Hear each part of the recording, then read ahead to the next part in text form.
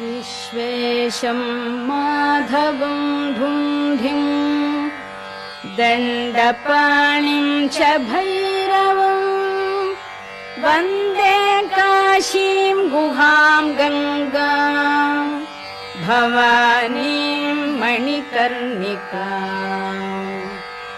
उत्तिष्ठ काशी भगवान् प्रभु विश्वनाथो गङ्गोर्मिसङ्गतिशुभैः परिभूषितोऽब्जैः श्रीढुण्ढिभैरवमुखैः सहिता अन्नपूर्णा माता च वाञ्छति मुदा तव सुप्रभातम्। ब्रह्मा मुरारी त्रिपुरान्तकारिः भानुशशी भूमिसुतो बुधश्च गुरुश्च शुक्रः शनिराहुकेतवः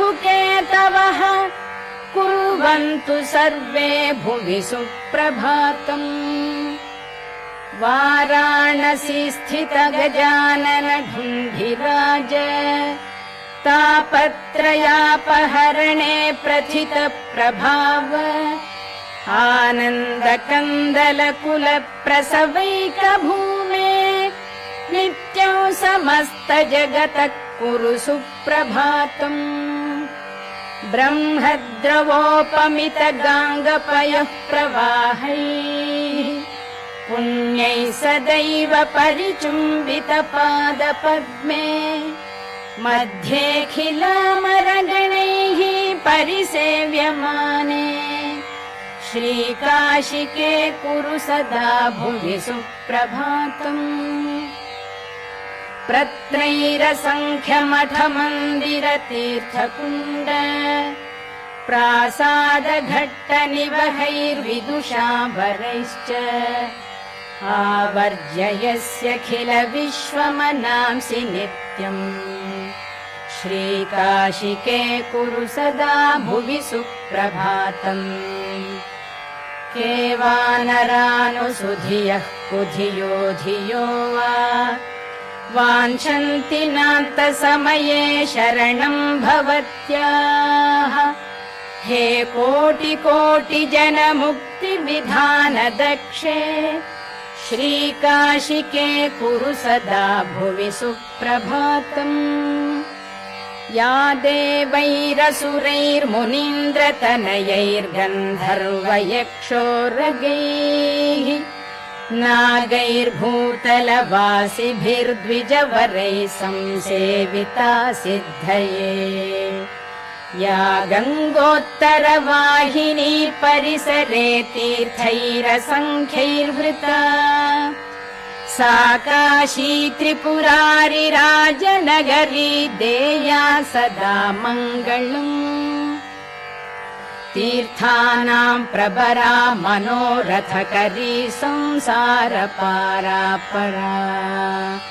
नन्दानन्दिगणेश्वरैरुपहिता देवैरशेषैः स्तुता या शम्भोर्मणिकुण्डलैककणिका विष्णोस्तपो दीर्घिका सेयं श्रीमणिकर्णिका भगवती देया सदा मङ्गलम्। अभिनव बिसवल्ली पादपद्मस्य विष्णोः मदनमथनमौळेर्मालती पुष्पमाला जयति जय पताका काप्यसौमोक्षलक्ष्म्याः क्षपितकलिकलङ्का जाह्नवीरः पुनातु गाङ्गं वारि मनोहारि मुरारि चरणच्युतम् त्रिपुरारि शिरश्चारि पापहारि पुनातु माम्। विघ्नावास निवास कारण महागण्डस्थलालम्बितः सिन्दूरारुणपुञ्ज चन्द्रकिरण प्रच्छादिना गच्छविः श्रीविश्वेश्वर वल्लभो गिरिजया सानन्दमानन्दितः स्मेरास्यस्तव ढुण्ढिराजमुदितो देया सदा मङ्गलम्।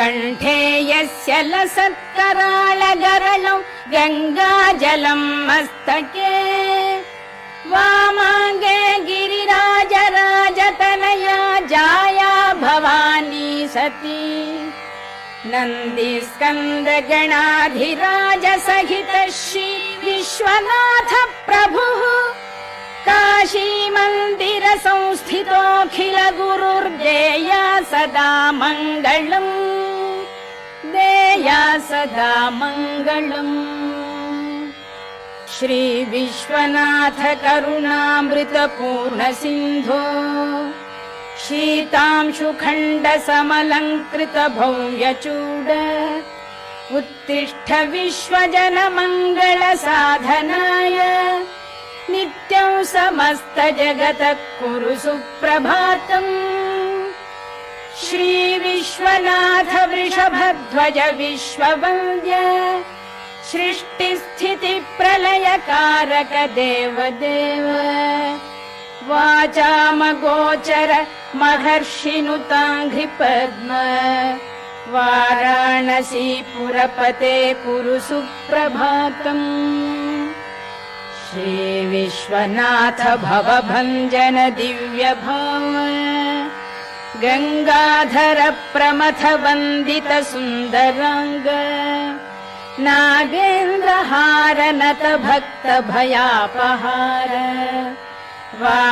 वाराणसीपुरपते कुरु सुप्रभातम् श्री विश्वनाथ तव पादयुगम् नमामि नित्यं तवैव शिवनाम हृदा स्मरामि वाचं तवैव यशसा नघ भूषयामि वाराणसीपुरपते कुरु सुप्रभातम् काशीनिवासि मुनिसेवित पादपद्म गङ्गाजलौघ परिषिक्त जटाकलाप हस्याखिलस्य जगतः सचराचरस्य वाराणसीपुरपते कुरु सुप्रभातम् गङ्गाधराद्रितनया प्रिय शान्तमूर्ते वेदान्त वेद्य सकलेश्वर विश्वमूर्ते कूटस्थ नित्य निखिलागम गीत कीर्ते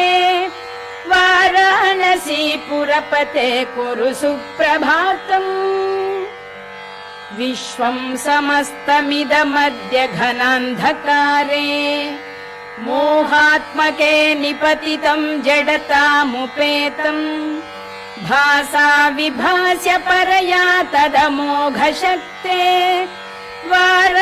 वाराणसीपुरपते कुरु सुप्रभातम् सूनुः समस्त जन विघ्न विनाश दक्षो भार्यान्न दान निरता विरतं जनेभ्यः ख्यातः स्वयं च शिवकृत् सकलार्ति भाजाम् वाराणसीपुरपते कुरु सुप्रभातम्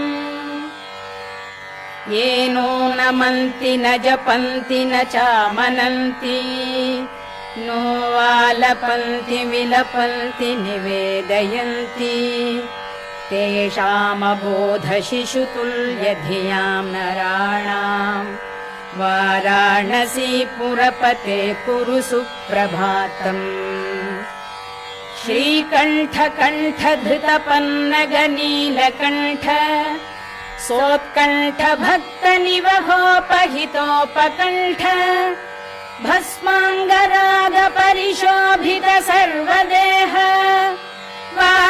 वाराणसीपुरपते कुरु सुप्रभातम् श्रीपार्वती हृदय वल्लभ पञ्चवक्त्र श्रीनीलकण्ठ नृकपाल कलापमाल श्रीविश्वनाथ मृदु पङ्कज मञ्जुपाद वाराणसीपुरपते कुरु सुप्रभातम् दुग्ध प्रवाह कमनीय तरङ्ग भङ्गे पुण्य प्रवाह परिपावित भक्त सङ्घे नित्यं तपस्वि जन सेवित पाद पद्मे गंगे गंगे शरण्य शिवदे कुरु सुप्रभातम् सानन्दमानन्द